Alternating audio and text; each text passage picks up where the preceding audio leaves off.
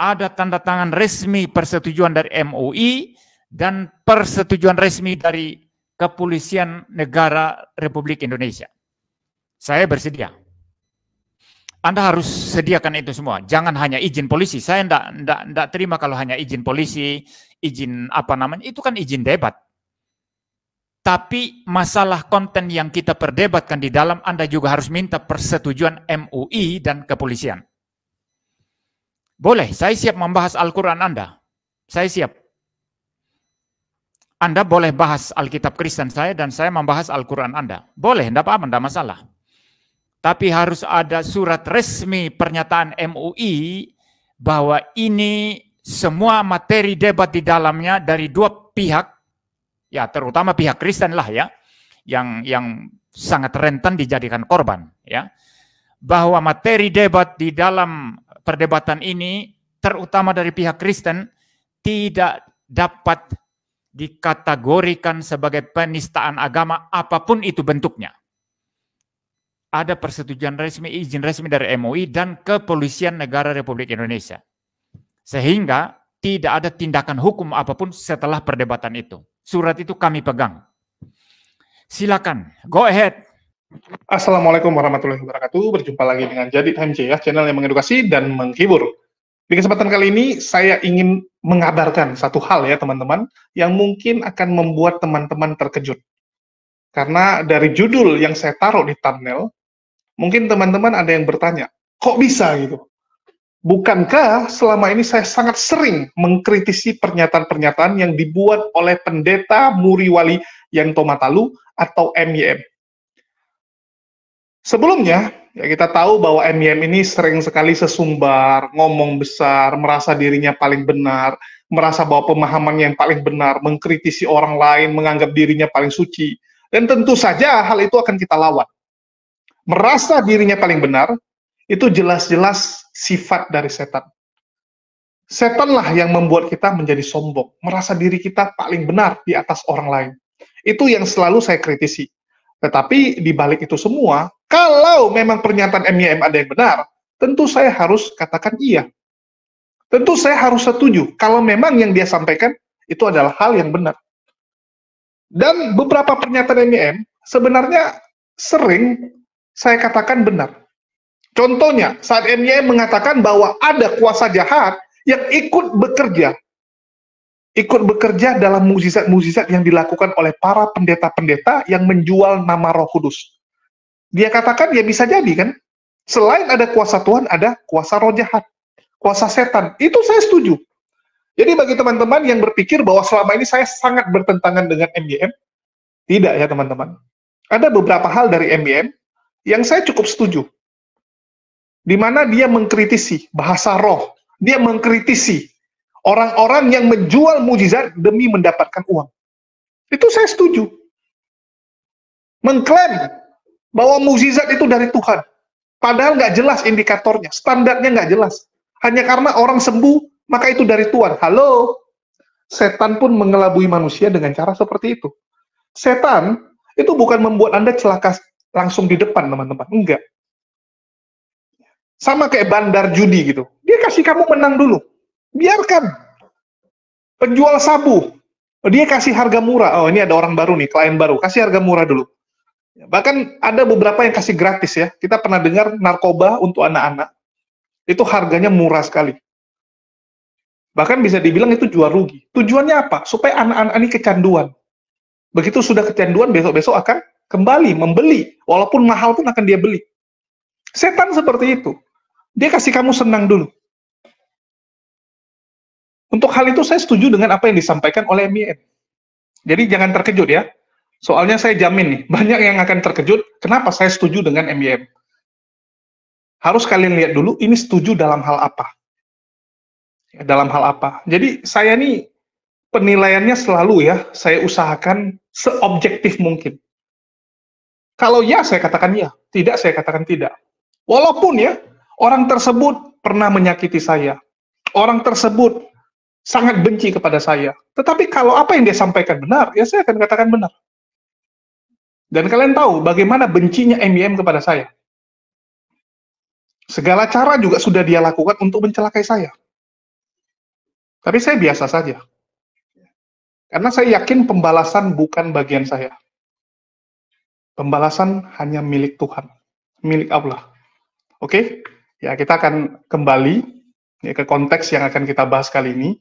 Untuk hal ini saya setuju dengan beberapa syarat-syarat dan pernyataan yang dibuat oleh MYM dalam menanggapi ajakan diskusi yang dilayangkan oleh Yayasan APPI, Apologet Islam Indonesia. Ya, API. Salah sebut saya ya. API itu APII, bukan APPI, sorry ya. Ini sampai saya lupa sendiri. APII. Yang kita tahu, Yayasan Apologet Islam Indonesia adalah yayasan yang dibentuk oleh Bang Zuma, Kores, ya teman-teman semua, untuk menjadi wadah dalam diskusi lintas iman. Dan API itu punya agenda. Punya agenda untuk melaksanakan debat antar umat beragama yang akan dilaksanakan di Jakarta dan dalam waktu dekat ya. Bahkan sebenarnya kemarin targetnya bulan 7. Targetnya bulan 7, tapi ini molor teman-teman karena ada beberapa hal. Dan dari kemarin Kores cukup intens komunikasi, mengejar ya, mempertanyakan kira-kira ada nggak pendeta-pendeta yang bisa diajak untuk diskusi. Bahkan kemarin ada satu pendeta yang rupanya dosen, dia dosen juga, tetapi pemahamannya Unitarian. Jadi langsung dibilang, waduh ini Unitarian. Walaupun dia Kristen, tapi dia Unitarian. Walaupun dia pendeta. Maka tidak mewakili kekristenan nanti kita anggap. Karena kan, ya kita tahulah di Indonesia ini yang mewakili Kristen pada umumnya adalah Trinitas. Oneness oke lah. Ya, Oneness nomor 2. Kalau Unitarian terlalu kecil. Terlalu kecil. Jadi kita tetap berusaha fair. Jadi kita cari yang Trinitas dan pendeta yang kredibilitasnya lumayan. Dosen kah, gembala senior kah, guru STT kah, kan begitu. Jangan nanti dituduh, wah ini pihak muslim sengaja nih hadirkan pendeta kelas curut, kelas kroco, sengaja untuk mempermalukan agama sebelah. Enggak. Ya, memang sengaja dicari yang kredibilitasnya lumayan. Dan bagi teman-teman mungkin. Dan pagi hari ini saya ingin membahas tantangan debat dari para ustadz Islam, saudara, yang menantang saya dan ya mungkin apologet-apologet lain juga untuk berdebat di Jakarta ya secara tatap muka. Saya cek audio, audionya bagus ya, saudara ya. Baik. Jadi saudara, saya mempunyai beberapa catatan ya. Yang pertama-tama ya enggak masalah ya saudara, ini bagus ya. Saya oke-oke saja dengan tantangan seperti itu. Saya welcome tantangan-tantangan seperti itu karena ini biasa saja dalam kehidupan beragama ya, saling berinteraksi, saling berkomunikasi, saling berdebat ya. Jadi itu sesuatu hal yang wajar dan saya dengan senang hati menerima tantangan ini ya. Tetapi saya mempunyai beberapa catatan. Yang pertama-tama, saya tidak mau berdebat dengan orang-orang yang tidak mempunyai rekam jejak akademik yang jelas ya, yang mungkin hanya bermain di media sosial tetapi pendidikannya tidak jelas ya, dia belajar ilmu agama di mana tidak jelas, dia kuliah di mana tidak jelas. Saya tidak akan melayani debat dengan orang-orang seperti itu ya. Jadi kalau kalau ustadznya ustadz jadi-jadian begitu ya, ustadz jadi-jadian yang tidak jelas track record akademiknya, jelas saya tidak akan menerima tantangan-tantangan dari ustadz-ustadz yang demikian. Ya, itu yang pertama saudara ya. Jadi harap para ustadz atau sekelompok ustadz yang menantang saya berdebat ini untuk juga bisa membuktikan kepada saya bahwa mereka mempunyai catatan akademik yang benar, yang baik. Kalau tidak, nanti hanya ribut-ribut saja di dalam ruang debat. Seperti yang terjadi di debat Pendeta Budi Asali dengan Ibu Atikoh beberapa waktu yang lalu ya. Di mana sekelompok orang itu ribut, marah-marah kepada Pendeta Budi Asali ya. Ini bukan satu kegiatan ilmiah ya. Ini lebih cocok disebut sebagai kegiatan preman ya. Ribut-ribut, ngamuk-ngamuk itu preman ya. Saya dulu pernah marah Saudara tahu alasannya ketika saya debat dengan Ustadz Masyud, waktu saya berbicara, ada yang joget-joget, ada yang mengganggu saya, ya suasananya seperti suasana premanisme, saudara. Maka marahlah saya. Setelah saya marah, kemudian tidak ada lagi yang ribut-ribut, debat kemudian jalan dengan bagus. Ya. Nah, kalau track record akademik tidak jelas, ya nanti menghasilkan keributan-keributan. Saya tidak mau ribut, saya tidak mau hanya teriak-teriak di ruang debat, itu tidak ilmiah, itu tidak akademik ya. Jadi catatan saya yang pertama, track record akademik daripada pendebat Islam yang menantang saya ini harus jelas dan saya harus tahu ya. Itu yang pertama ya. Yang kedua, saudara, ada beberapa tema yang mereka ajukan. Mungkin saya naikkan saja di screen percakapan saya dengan Pak Albert Rumampuk via WA ya, karena mereka mengontak Pak Albert ya, Pak Albert Rumampuk. Ya, sudah tampil di screen ya, saudara ya. Itu sudah tampil ya. Sebentar ya, saya scroll ke atas dulu. Nah, ini dari Pak Albert bilang begini ya, saudara ya. Saya bacakan ya. Selamat malam, Pak. Saya diberitahu kelompok APII, Organisasi Apologet Islam, untuk mengundang Pak Pendeta MYM debat onsite dengan mereka. Tema pembuktian konsistensi dan validasi kitab suci secara akademik. Itu tema pertama. Yang kedua, Yesus atau Muhammad yang juru selamat. Ya, itu ada dua tema yang ditawarkan. Lalu disertakan di situ dari pihak Islam nanti ada Ustadz Ardiansah. Saya tidak kenal orang ini, saudara ya. Saya belum pernah dengar dan saya tidak kenal orang ini ya. Tidak pernah dengar tentang orang ini ya. Ustadz Ardiansah dosen katanya. Yang kedua Yonatan Nandar. Kalau Yonatan Nandar ya saya sudah tahu saudara, kapasitasnya seperti apa saya sudah tahu ya saudara ya. Nanti saya bahas lagi sedikit tentang Nandar ini saudara. Ya, saudara, dari temanya ini saudara ya, itu yang pertama misalnya itu pembuktian konsistensi dan validasi kitab suci secara akademik. Mau membuktikan tentu pakai standar saudara. Tidak bisa membuktikan konsistensi dan validasi kitab suci orang lain pakai modal ngotot, pakai modal ngeyel, pakai worldview Islam mereka, atau saya juga ya, pakai worldview Kristen saya untuk kemudian menilai ya, ini tidak adil. Ini tidak adil. Ini namanya debat kusir nanti saudara. Kita butuh indikator dan standar yang sama untuk menilai. Nah, saya beri contoh saudara ya. Jikalau ada dua orang yang bertengkar. Yang pertama bilang, saya lebih gemuk dari kamu, badan saya lebih berat dari kamu. Yang satunya tidak mau kalah. Dia bilang, badan saya lebih tinggi, tentu saya lebih berat dari kamu. Lalu kemudian mereka mulai membanding-bandingkan. Yang pertama mengangkat lengannya, lihat lengan saya begitu gemuk, paha saya begitu gemuk. Saya pasti lebih berat dari kamu. Tapi yang satu tidak mau kalah. Lengan saya lebih panjang saudara, memang kamu lebih gemuk, tapi lengan saya lebih panjang. Dan kaki saya lebih panjang, maka saya lebih berat. Ini mereka ribut tanpa indikator saudara. Ini namanya debat kusir. Banyak debat-debat di Indonesia ini, debat Islam Kristen itu debat kusir karena tidak ada indikator. Saya sudah pernah beberapa kali mengikuti debat-debat semacam ini dan saya bertobat. Ini debat yang tidak ilmiah, tidak akademik. Jadi Anda mau menilai Kristen berdasarkan apa? Misalnya mereka ini, para ustadz, mau menilai Kristen berdasarkan apa? Standarnya apa? Indikatornya apa? Kalau pemikiran atau worldview Islam mereka dipakai untuk menilai Kristen, salah, tidak bisa. Karena bedalah worldview Islam dan worldview Kristen itu beda. Kalau saya menggunakan worldview Kristen saya untuk menjudge iman Islam mereka juga tidak nyambung nanti saudara, tidak nyambung.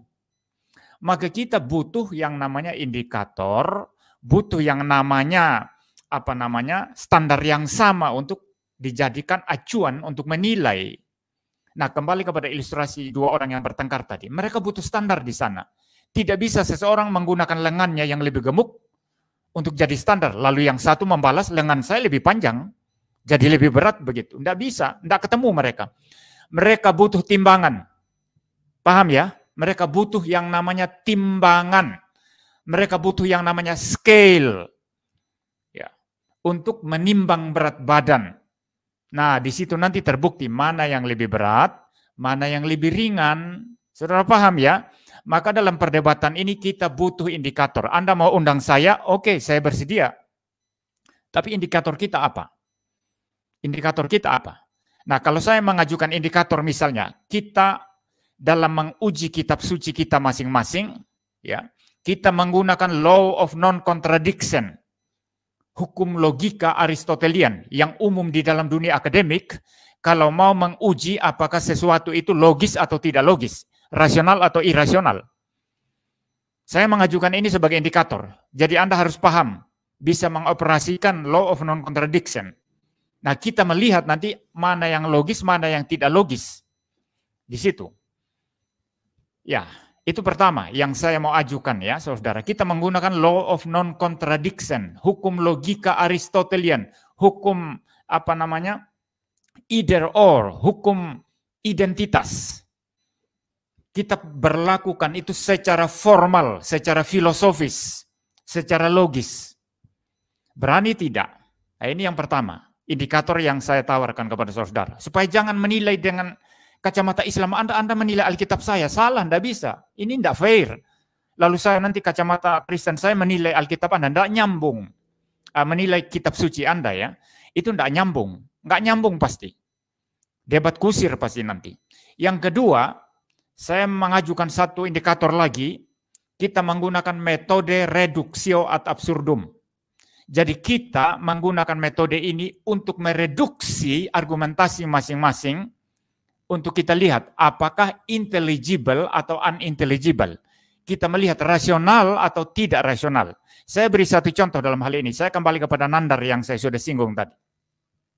Kami pernah berdebat dulu masalah apakah nabi mereka, nabinya Nandar ini Muhammad itu ada di Alkitab.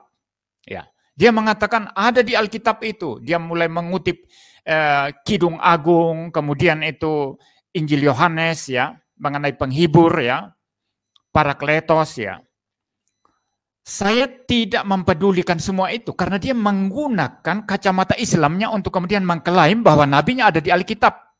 Bagi saya itu meaningless, tetapi yang saya bongkar adalah bahwa dari argumentasinya itu ketika saya mereduksio ad absurdum, argumentasinya itu false, argumentasinya itu palsu, tidak bisa dipertanggungjawabkan, tidak dapat dipahami secara logis. Dalam istilah bahasa Inggrisnya itu menjadi unintelligible. Mengapa demikian? Kalau dia mengaku atau percaya bahwa Alkitab Kristen itu palsu, ya, dan memang itu pendapat Nandar, Alkitab Kristen itu palsu. Lalu sekarang berdasarkan kitab yang palsu itu, menurut dia, kitab Kristen yang palsu itu, dia mulai membuat satu klaim bahwa nabinya ada di Alkitab, yang notabene palsu. Paham ya? Jadi dia klaim nabinya ada di dalam kitab Kristen, yang dia katakan palsu. Kalau betul Alkitab palsu, maka klaim Nandar, ya perhatikan baik-baik, klaim Nandar bahwa nabinya ada di dalam Alkitab juga adalah klaim palsu, karena menurut dia Alkitab itu palsu. Paham ya? Nah ini para pendebat Islam yang mau tantang saya, Anda ngerti tidak logika ini? Ini juga masih berhubungan dengan logika Aristotelian. Anda paham tidak logika ini? Jangan-jangan Anda undang debat saya, nanti kita menggunakan indikator-indikator ini, Anda tidak paham apa-apa. Anda hanya melongo aja di dalam nanti. Ya, kasihan aja ya. Jadi ini namanya teknik reduksio ad absurdum. Mereduksi satu argumentasi itu menjadi meaningless, menjadi mustahil. Enak aja Anda klaim Nabi Anda ada di Alkitab saya, sementara pada saat yang sama Anda mengatakan Alkitab itu palsu. Kalau Alkitab itu palsu, maka klaim Anda yang berdasarkan Alkitab yang Anda anggap palsu itu juga berarti palsu. Paham ya? Logika ini paham ya? Nah, saya tantang para pendebat Islam yang mau menantang saya untuk debat ini, berani tidak kita menggunakan indikator-indikator ini? Kita gunakan law of non-contradiction, logika Aristotelian, dan kita gunakan teknik atau metode reduksio ad absurdum. Kita berlakukan untuk kitab Anda dan berlakukan untuk kitab saya. Kita berlakukan untuk argumentasi Anda dan kita berlakukan untuk argumentasi saya. Ini poin catatan saya yang kedua. Catatan saya yang ketiga, yang terakhir, dan setelah itu saya akan membaca komentar-komentar ya, saudara ya. Ya, catatan saya yang ketiga itu adalah ini kelihatannya dari judul yang diberikan. Ya, saudara lihat di situ ya. Yang pertama, pembuktian konsistensi dan validasi kitab suci secara akademik gitu ya. Lalu poin yang kedua itu, tema yang kedua, Yesus atau Muhammad yang juru selamat begitu ya. Ini indikasinya adalah debat dua arah. Debat dua arah artinya Anda bahas kitab suci saya dan saya membahas kitab suci Anda. Jadi Anda kira ini gampang, orang-orang yang menantang saya. Itu gampang bagi Anda. Anda tidak bermasalah, tapi itu masalah bagi saya. Saya khawatir aja setelah selesai debat itu, saya ditangkap polisi. Saudara paham ya? Kalau Anda memang berniat membahas dua arah dengan saya, kita bahas Alkitab Kristen, dan kemudian kita bahas Al-Quran Anda harus minta izin surat resmi persetujuan dari MUI, Majelis Ulama Indonesia, dan Kepolisian Negara Republik Indonesia. Bahwa ini adalah debat ilmiah dan akademik, bahwa apapun yang dibicarakan di dalam tidak masuk dalam ranah penistaan agama. Ada tanda tangan resmi persetujuan dari MUI dan persetujuan resmi dari Kepolisian Negara Republik Indonesia. Saya bersedia. Anda harus sediakan itu semua. Jangan hanya izin polisi. Saya enggak terima kalau hanya izin polisi, izin apa namanya, itu kan izin debat. Tapi masalah konten yang kita perdebatkan di dalam, Anda juga harus minta persetujuan MUI dan kepolisian. Boleh, saya siap membahas Al-Quran Anda. Saya siap. Anda boleh bahas Alkitab Kristen saya dan saya membahas Al-Quran Anda. Boleh, enggak apa-apa, enggak masalah.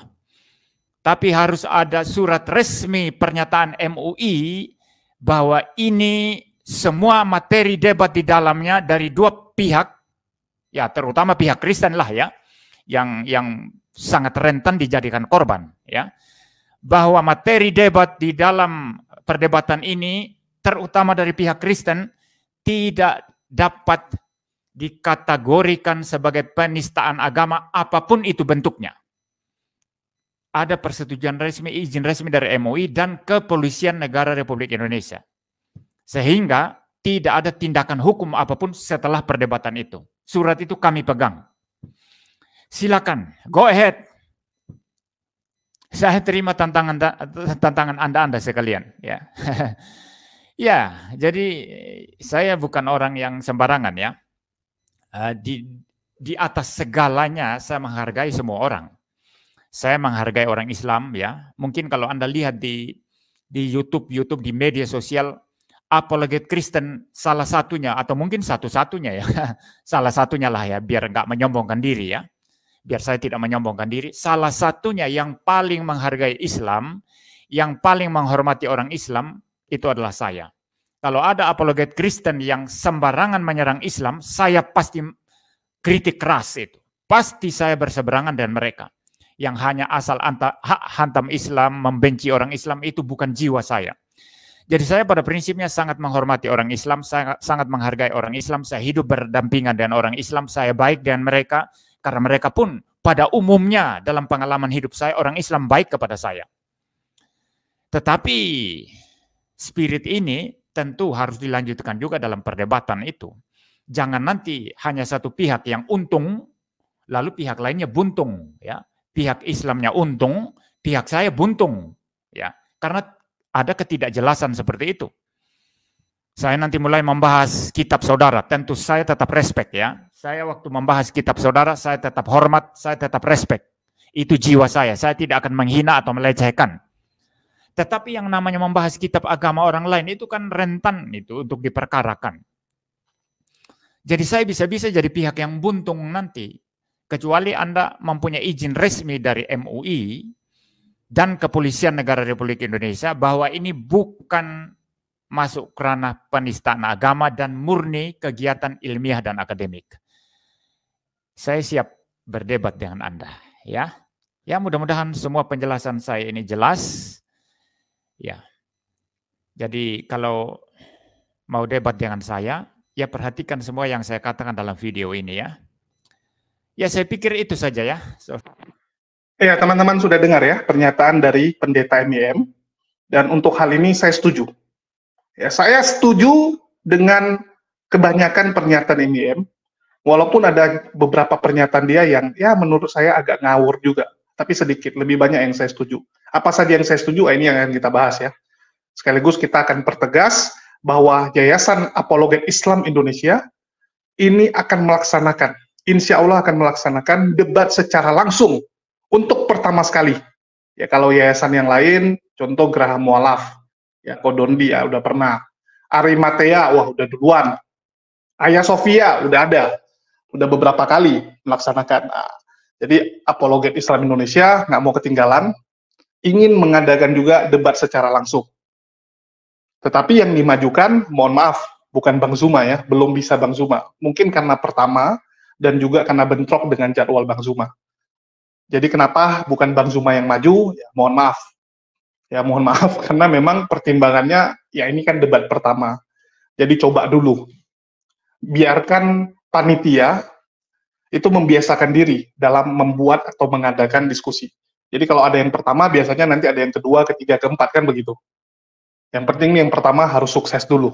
Itulah kenapa yang dimajukan itu Ardiansyah dan juga Bang Nandar.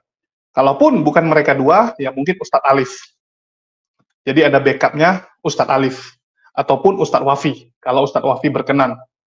Jadi memang kemarin gambaran orang-orang yang akan dimajukan adalah 4 orang ini, ya. Dan kenapa bukan Bang Zuma? Yaitu karena bentrok jadwal. Terus yang kedua lagi ngecek ombak. Terus kenapa bukan Kores juga? Ya karena Kores dia jadi ketua panitia. Jadi ketua panitia, jadi biarkan dulu dia yang jadi seksi sibuk. Nanti kalau tim-timnya sudah biasa mengadakan, ya mungkin Kores baru bisa lepas. Ya, jadi memang pertimbangannya seperti itu. Kenapa saya tahu? Ya karena saya ikut koordinasi. Walaupun mungkin saya bukan panitia, ya saya nggak mau ikutan jadi panitia dan tidak berminat juga. Tapi saya ikut monitor karena dikasih kabar. Ya, dikasih kabar. Dan memang sedang mencari pendeta untuk diajak diskusi. Ada beberapa pendeta kemarin yang ditawarkan oleh teman, tetapi pendeta tersebut, yaitu pemahaman ngaco, pertama. Terus yang kedua, ilmu teologinya kurang. Khotbah jago, ngomong jago, tapi pemahaman secara akademis kurang. Nah, itulah kenapa pertimbangannya cari yang kalau bisa memang sekolah STT, yang benar-benar kredibilitasnya lumayan gitu, lumayan diakui oleh teman-teman Kristen. Karena banyak kita dapati pendeta-pendeta di luar sana itu cuma modal congor. Contohnya ya Blukus Suntur Saifuddin Ibrahim. Kalau kalian tanya tentang pendidikan teologi, ya dia nggak ada, asal-asalan saja. Yang penting jago ngomong kan begitu. Nah, tapi yang kita cari adalah yang ada gelar ataupun pemahaman akademisnya. Dan pendeta MIM juga meminta syarat seperti itu. Ada 3 syarat yang dia bawa. Yang pertama adalah rekam jejak akademis harus jelas. Nah, ini oke, karena sama, pihak Muslim juga ingin pendeta yang maju itu adalah pendeta yang rekam jejak akademisnya bagus. Tidak mau yang asal-asalan. Ini kita setuju, sangat setuju. Tetapi yang cukup disayangkan adalah pernyataan MIM mengenai bahwa diskusi kemarin antara Bu Atika dan juga pendeta Budi Asali itu ada aksi premanisme. Nah, ini kan konyol gitu. Saya agak bingung gitu ya dengan pernyataan MIM. Di sini pernyataan dia ambigu. Dia satu sisi ngomong A, tapi nanti di satu sisi dia ngomong B. Saya nggak ngerti apakah ada bermasalah dengan otaknya atau apa gitu. Dia bilang dia pengen rekam jejak akademis. Oke? Bu Atika dia nggak permasalahkan. Yang debat Bu Atika, kan begitu. Yang debat Bu Atika. Tapi yang dia komplain adalah penonton. Yang kemarin, ya mohon maaf, kita harus akui, terjadi sedikit keributan. Itu dari kalangan penonton. Betul nggak? Sedangkan yang dipermasalahkan adalah pendebatnya. Harus ada rekam akademis. Halo, ini nyambungnya di mana gitu? Saya nggak ngerti, ini MIM lagi mabuk atau lagi apa nih? Mabuk ya mabuk atau apa? Kalau kamu tidak setuju bahwa penonton boleh bertanya, harusnya kamu bilang, untuk debat saya tidak mengizinkan ada penonton. Atau saya tidak mengizinkan penonton berdiri atau memperagakan sesuatu yang mengejek-ngejek saya. Kan dia bilang, dulu dia debat, dia emosi karena penonton mengganggu dia. Harusnya yang kamu masukkan ke dalam syarat, saya pingin penontonnya tenang. Saya pingin penonton bisa dikontrol. Saya pingin memastikan penonton itu tidak sembarangan. Nah, itu oke. Ini enggak. Rekam jejak akademis harus jelas. Memangnya pernah debat yang diadakan yang mewakili Islam, jejaknya nggak jelas? Coba saya tanya, pernah nggak? Setahu saya belum pernah ya. Rata-rata semua jelas dan tidak pernah ada jadi masalah. Yang jadi masalah kemarin penonton. Artinya yang harus Anda komplain penonton, jangan pendebatnya, nggak nyambung. Ya. Terus yang kedua, masalah tema. Tema yang diajukan adalah pembuktian konsistensi dan validasi dari kitab suci. Ya. Itu bagus temanya. Benar nggak kitab suci ini terjaga? Benar nggak kitab suci ini benar hasil dari firman Tuhan? Atau jangan-jangan ini buatan manusia dan berubah-berubah? Tidak konsisten. Hari ini ngomong A, besok ngomong B, besok lagi ditambah lagi ayat-ayat baru. Nah, jadi temanya seperti itu. Baru yang kedua temanya adalah Yesus atau Muhammad yang merupakan juru selamat. Tema yang sangat bagus. Tema yang sangat bagus. Dan pendeta MIM mengatakan untuk membuktikan siapa yang lebih benar, siapa yang lebih berkualitas dalam diskusi, harus ada indikator yang jelas. Kalau enggak akan jadi debat kusir. Yes, untuk hal ini saya setuju. Untuk hal ini saya setuju. Kenapa sering terjadi debat kusir? Karena memang nggak nyambung, teman-teman. Saya berkali-kali selalu sampaikan, debat yang kita lihat sering sekali tidak nyambung. Saya harus akui itu. Debat yang kita lihat di medsos, kebanyakan ini nggak nyambung. Kenapa? Karena kacamatanya beda, teman-teman. Cara pandang agamanya beda. Saya selalu mengatakan, Islam agama yang berdasarkan logik. Ya, berdasarkan data. Sanadnya harus jelas. Siapa yang ngomong harus jelas. Kredibilitasnya harus jelas. Sedangkan Kristen, agama yang menitik beratkan hubungan pribadi dengan Tuhan. Supranatural. Mereka tidak akan peduli ini siapa yang tulis, ini muridnya siapa, ini gurunya siapa, ini siapa-siapa. Mereka nggak peduli. Selama mereka bisa merasakan perasaan pribadi itu. Apalagi kalau bisa ketemu langsung dengan Tuhan. Mereka akan percaya itu. Karena mereka percaya dengan yang supranatural. Itulah saya bilang nggak nyambung. Nggak nyambung, nggak akan nyambung gitu. Yang satu supranatural, yang satu logika. Mau gimana nyambunginnya? Caranya harus ada indikator yang jelas. Harus ada standar yang dibangun bersama. Harus ada kesepakatan. Oke, standarnya apa? Saya setuju dengan contoh yang disampaikan oleh pendeta MIM. Yang satu mengatakan dia lebih berat karena dia lebih gemuk. Yang satu mengatakan dia lebih berat karena dia lebih tinggi, lebih besar, lebih panjang. Sekarang yang menentukan siapa lebih berat apa? Berat badankah? Ya? Atau jangkauannya lebih luas? Harus ada standar dulu. Untuk hal ini saya setuju. Karena kita memang debat selama ini, kita nggak sepakati dulu bahasa debatnya seperti apa. Sehingga nggak nyambung. Kecuali setelah selesai diskusi turun malaikat. Ya, saya selalu bilang dulu sama Ibnu Kalam, ya, saya bilang nggak akan selesai. Kecuali malaikat turun, terus tentuin yang menang kamu. Yang benar yang ini. Atau yang kedua, ya udahlah dua-dua pendebat ini bunuh diri bareng gitu. Mereka bunuh diri bareng, nah nanti baru ketahuan kan siapa yang benar, siapa yang salah. Karena yang namanya agama, masing-masing akan mengatakan agamanya yang benar. Bahkan penyembah sungai, penyembah pohon, ya penyembah cacing sekalipun akan bilang dia yang benar. Karena itu yang dia imani. Kan begitu. Kita nggak bisa paksakan. Tetapi kalau yang namanya diskusi akademis, ini bisa kita sambungkan dengan jembatan. Jembatannya apa? Ada indikator yang jelas. Dalam hal ini, pendeta MIM menerapkan, ya, meminta syarat dengan menggunakan beberapa hal. Yang pertama bisa menggunakan hukum logika. Ya, hukum logika satu hal yang bagus. Hukum identitas. Logik nggak hal ini? Nyambung nggak hal ini? Bisa nggak dipertanggungjawabkan? Uraian-uraian, data-data yang disampaikan. Kredibilitasnya seperti apa? Nah, itu bagus. Itu bagus sekali. Ya. Bertentangan nggak dengan pemahaman orang? Itu bagus. Ya, hukum logika itu sangat sangat bisa diterima lah oleh semua orang, kecuali orang yang nggak pakai logika. Karena ada juga orang-orang yang nggak pakai logika, yang susahnya kan di situ. Tapi saya rasa kalau kita ngomong akademis, rata-rata orang yang berakal. Jadi masih bisa kita pakai standar tersebut. Oke. Terus kedua, teknik mereduksi.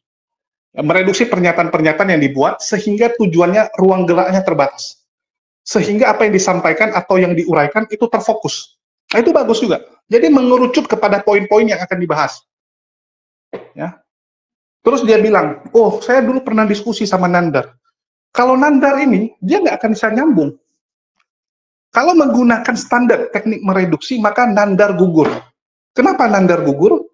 Karena Alkitab Kristen itu dianggap palsu oleh Nandar, tetapi Nandar bilang nabinya ada dinubuatkan di dalam kitab Kristen. Maka itu klaimnya itu gugur. Ya, artinya itu omong kosong, tidak masuk di akal. Untuk hal ini saya setuju kalau Nandar menyatakan Bible salah atau Bible palsu. Masalahnya setahu saya, koreksi saya, kalau saya salah ngomong ya, setahu saya sampai detik ini, saya nggak pernah mendengar Nandar bilang Bible itu adalah kitab salah, kitab yang bohong, atau kitab palsu, enggak. Dipalsukan sebagian iya. Sudah diubah-ubah iya. Jadi ayat-ayatnya itu tidak 100% lagi asli. Sama seperti Candi Borobudur. Candi Borobudur yang sekarang, itu bukan Candi Borobudur yang sama di zaman dulu. Tapi itu Candi Borobudur juga. Ada bagian-bagian tertentu yang sudah diubah, yang bisa jadi nggak sesuai dengan zaman dulu. Bisa jadi zaman dulu tuh tingginya cuma 2 meter, yang sekarang tingginya 10 meter, beda. Ayat-ayat yang ada di Bible, kami percaya sudah diubah-ubah. Loh, jadi bagaimana tahu mana yang original, mana yang tidak? Kalau kami menggunakan indikator back to Quran. Kalau apa yang disampaikan di Bible sesuai dengan apa yang disampaikan di Quran, itu kebenaran. Jadi indikatornya, parameternya yang menggunakan Quran. Kalau nggak sesuai dengan Quran, itu salah. Udah, sesimpel itu kok. Jadi indikatornya ada juga yang bisa kita pakai. Kalau Nandar mengatakan Bible itu korup, salah semua, artinya Nandar itu nggak boleh dong mengutip nubuatan Nabi di dalam Bible. Tapi Nandar nggak pernah ngomong itu. Nandar hanya bilang bahwa Bible itu ada ayat-ayat yang disisipkan. Ada ayat-ayat yang ditambahkan, diubah, dikorup oleh bapak-bapak gereja. Itu yang dia sampaikan. Nah, ini NIM harus tahu. Jangan asal ngomong gitu. Ya, kita juga orang yang mengerti kok. Ya, mengerti. Oke? Terus, yang ketiga. Ini debatnya temanya dua arah. NIM senang gitu kan. Jangan nanti dia yang seakan-akan terus diinterogasi. Karena banyak pihak sebelah itu selalu komplain dalam diskusi, mereka menganggap bahwa, oh selama ini tema satu arah. Seakan-akan kita diinterogasi. Nggak enak, nggak fair gitu kan. Ini dua arah, dan menurut dia ini bahaya bagi dia. Karena salah-salah ngomong bisa ditangkap. Ya, ini kan playing victim. Playing victim, tapi dalam hal ini kita maklumi. Kita maklumi kenapa dia takut, karena kan selama ini media-media luar, Polycarpus itu kan selalu menakut-nakuti orang. Yang nakut-nakuti orang itu kan Polycarpus. Untuk hal ini saya setuju harus ada izin resmi dari MUI dan kepolisian mengenai tema pembahasan. Jadi bukan izin debat, harus dibedakan. Izin debat adalah izin keramaian. Ya, izin keramaian, izin bahwa ada kegiatan tersebut. Tetapi untuk tema tersebut, itu harus ada lagi izin khusus. Bahwa pernyataan dari MUI, kalau diskusi tersebut dengan tema yang sudah ditentukan, itu hanyalah untuk konsumsi diskusi semata. Tidak ada penistaan. Itu setuju. Itu untuk menggaransi MEM ya bisa asal ngomong gitu kan, berani untuk ngomong lah kita bilang. Berani untuk ngomong. Untuk hal ini saya setuju ya, dan wajib panitia memberikan garansi seperti itu. Panitia harus menggaransi bahwa ya MUI menerima pembahasan tersebut. Oke? Dan yang paling konyol, ya yang paling konyol nih satu lagi teman-teman. Ya, untuk hal ini saya rasa udah cukup jelas ya, kita setuju dengan apa yang disampaikan MEM, tetapi ada beberapa hal yang nggak nyambung yang dia sampaikan, yang saya bilang cacat logika. Ya, cacat logika dari MEM. Dan yang paling konyol, ya inilah sekali lagi sifat dari iblis meninggikan diri sendiri, merasa dirinya paling benar, paling suci. Mengklaim dirinya sebagai apologet yang paling menghargai Islam. Awalnya dia bilang dia nomor satu, tapi terakhir dia bilang salah satu lah. Itu pun salah. Saya ingin bilang ini orang ada bermasalah ya dalam hal kepedean atau dalam hal menganggap dirinya itu paling hebat gitu. Ada satu masalah di diri MIM.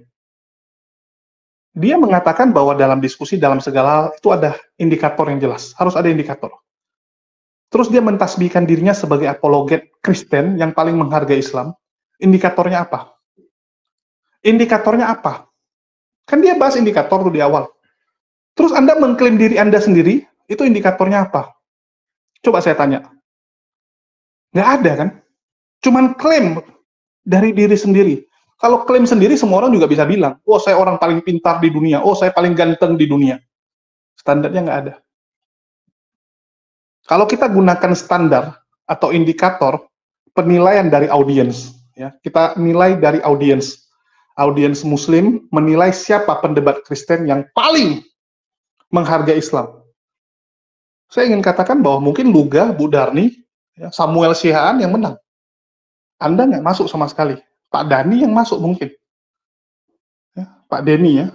Banyak pendebat-pendebat sebelah. Malikil mungkin masuk juga gitu kan. Karena cukup diakui oleh audiens Muslim. Kalau Anda nggak ada, Pak. Pernah nggak dikatakan bahwa pendeta MIM adalah pendeta yang sangat menghargai Islam? Nggak pernah. Saya nggak pernah dengar dari penonton, mohon maaf. Saya termasuk pemerhati, pengamat. Nggak pernah. Kalau Bu Darni, yes, diakui. Banyak tuh komentar-komentar dari netizen, wah, sangat menghargai, sangat toleransi, dan sebagainya. Ya, itu kalau indikator dari audiens. Kalau indikator dari pengakuan organisasi Islam, nggak ada juga. Saya belum pernah mendengar MIM dapat penghargaan. Oh, ini pendeta yang toleransi antar umat beragama. Nggak ada. Kalau Pak Luken masih mending. Ada pengakuan gitu. Dia dipilih jadi ketua FKUB Sulawesi Utara. Diakui bahwa dia bisa menjadi jembatan antar umat beragama di wilayah Sulawesi Utara. Ada pengakuannya. Pak Luken lebih bagus. Kalau MIM, mohon maaf, nggak ada, Pak. Jadi tolonglah jangan kepedean, jangan mengklaim diri sendiri, sedangkan orang lain nggak ada yang ngomong. Memalukan. Ya, memalukan. Oke, mungkin itu aja yang bisa saya sampaikan. Ya. Untuk hal ini kita akan bicarakan dengan panitia. Saya akan sampaikan apa yang disampaikan oleh MIM, dan kita harap ada titik temu lah. Bisa ada titik temu untuk hal ini. Oke, mungkin itu aja yang bisa saya sampaikan. Makasih buat teman-teman semua yang udah nyimak dan mendukung channel ini. Makasih buat semuanya. Di akhir kata saya ucapkan, wassalamualaikum warahmatullahi wabarakatuh. Sampai jumpa di lain kesempatan.